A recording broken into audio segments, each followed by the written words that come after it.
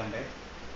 पिछली क्लास में हम लोगों ने परिसंचरण तंत्र यानी कि सर्कुलेटरी सिस्टम को स्टार्ट किया था, जिसके अंतर्गत हम लोगों ने परिसंचरण तंत्र को दो भागों में बांटकर समझने और पढ़ने की कोशिश की थी। जैसे एक हार्ट का पार्ट रखा था और दूसरा पार्ट ब्लड का रखा था। तो हम लोगों ने ब्लड के पार्ट को स्टार्ट किया था, जिसमें हम लोगों ने पिछली क्लास में प्लाज्मा के बारे में पढ़ा। प्लाज्मा क्या होता है, उसका संगठन कैसा होता है और वो प्लाज्मा के कार्य क्या होते हैं। उसके अगले पार्ट में हम लोग आते हैं ब्लड के अगले पार्ट में कि रक्त कणिकाएँ यानी कि ब्लड कार्पल्स जितनी होती हैं वो कितने प्रकार की होती हैं। तो सभी को मालूम है कि आरबीसी और डब्ल्यूबीसी दो ही प्रकार की कार्पल्स अपने शरीर में पाई जाती हैं। तो आज हम लोग आरबीसी के बारे में पढ़ेंगे। आरबीसी यानी कि लाल रक्त कणिकाएँ, रेड ब्लड सेल्स, और इसके संगठन, इसका आकार कैसा है और इसकी शरीर में मात्रा कितनी होती है। तो आज आरबीसी के कुछ प्रमुख बिंदुओं पे हम लोग बात करेंगे। तो कुछ प्रमुख बिंदु मैं बता देता हूँ कि पहला कि आरबीसी का पूरा नाम क्या है, यानी कि रेड ब्लड सेल्स इसका पूरा नाम है। लाल रक्त कणिकाएँ, इसका आकार कितना है शरीर में। एक स्वस्थ शरीर, वयस्क के स्वस्थ शरीर में आरबीसी यानी कि रक्त की मात्रा कितनी होती है। सभी लोग जानते हैं कि लगभग 5 से 6 लीटर के आसपास रक्त पाया जाता है। महिला और पुरुष में थोड़ा सा रक्त का अंतर होता है।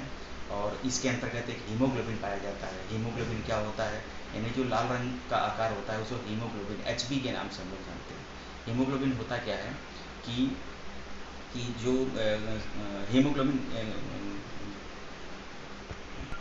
हीमोग्लोबिन यानी कि जो अस्थि मज्जा यानी कि जो आरबीसी का निर्माण जो बोन मैरो में होता है, तो उसमें विटामिन बी सिक्स यानी कि उसका केमिकल नाम होगा कि पायरिडैक्सिन। पायरिडैक्सिन एक एमिनो एसिड्स का निर्माण यानी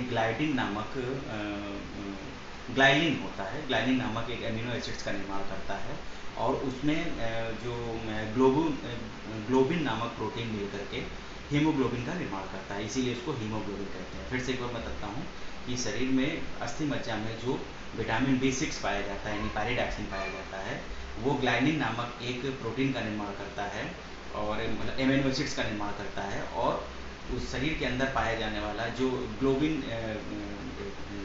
नामक प्रोटीन दोनों मिल करके हीमोग्लोबिन का निर्माण करते हैं। ठीक है, तो अगले पॉइंट पर हम लोग आएंगे कि आरबीसी का जीवन काल कितना होता है और आरबीसी का आकार कैसा होता है। तो इन सब विषयों पर हम कार्य करेंगे। तो स्टार्ट करते हैं हम लोग कि आरबीसी का आकार एक तस्तरी के आकार का होता है, यानी कि इसको अगर हम लेंस की भाषा में बात करें तो ये उत्तल लेंस के आकार, यानी कि बीच का हिस्सा थोड़ा पतला और किनारे का हिस्सा थोड़ा मोटा होता है, यानी मोटा और पतला होता है, बीच में उत्तल लेंस के आकार में होता है। और इसका जीवन काल 90 से 120 दिन का होता है, यानी कि मैक्सिमम 120 दिन के बाद लाल रक्त कणिकाएँ स्वतः नष्ट हो जाती हैं। नष्ट होने के टाइम पर वो स्प्लीन में जाकर नष्ट होती है। यानी कि अगर हम बात करें कि आरबीसी का जो निर्माण स्थल यानी कि जहाँ पर उनका निर्माण होता है वो शरीर की लंबी हड्डियों की अस्थि मज्जा यानी बोन मैरो के अंदर होता है। और शरीर की सबसे लंबी हड्डी फीमर होती है, जिसे हम जान की हड्डी के नाम से जानते हैं, वहाँ इसका निर्माण होता है। और इसकी जो कब्रगाह होती है, यानी कि जो ये आरबीसी 120 दिनों के बाद स्वतः नष्ट होती है, तो जाकर के स्प्लीन यानी प्लीहा के अंदर इसका एक कब्रगाह होती है और वहाँ जाके स्वतः नष्ट हो जाती है और नई आरबीसी का निर्माण हो जाता है। और शरीर में अगर इनकी मात्रा की बात की जाए कि रक्त की मात्रा 5 से 6 लीटर के आसपास होती है। हीमोग्लोबिन का जो मात्रा होती है शरीर में, वो महिला और पुरुष में थोड़ी अलग अलग होती है। महिलाओं में लगभग 13 से 14 यानी 13.5 से 14 मिलीमीटर पर क्यूब के हिसाब से होती है। यानी कि अगर हम बात करें कि 100 ml लगभग 100 ml जो 100 ग्राम मिलीलीटर जो रक्त होता है, उसमें लगभग 13 से 14 ग्राम हीमोग्लोबिन एक महिला में पाया जाता है और पुरुष में प्रति 100 ग्राम मिलीलीटर में लगभग 15 ग्राम हीमोग्लोबिन पाया जाता है।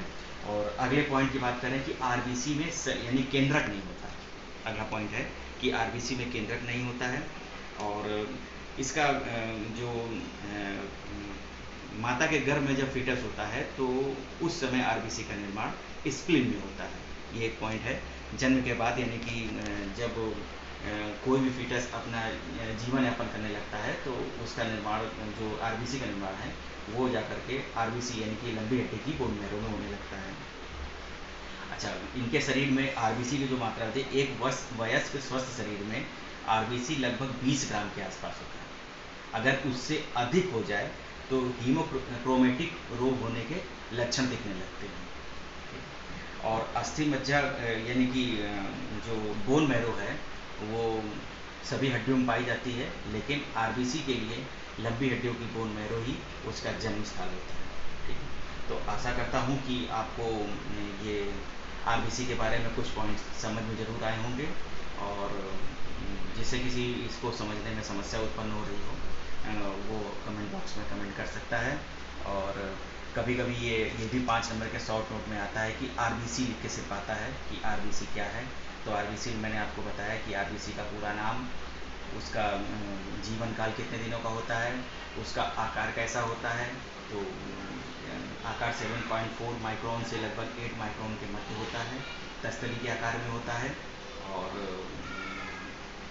और इसमें हीमोग्लोबिन का परसेंटेज कितना होता है, और इसका निर्माण कहाँ होता है, और कहाँ पे जाके स्वतः नष्ट होती हैं, और इन सभी पॉइंट को इसमें लिखना होता है। और ये 5 नंबर का इम्पोर्टेंट शॉर्ट नोट है, कृपया अपनी कॉपी में नोट डाउन करें। ठीक है, और आशा करता हूँ सबको समझ में आए।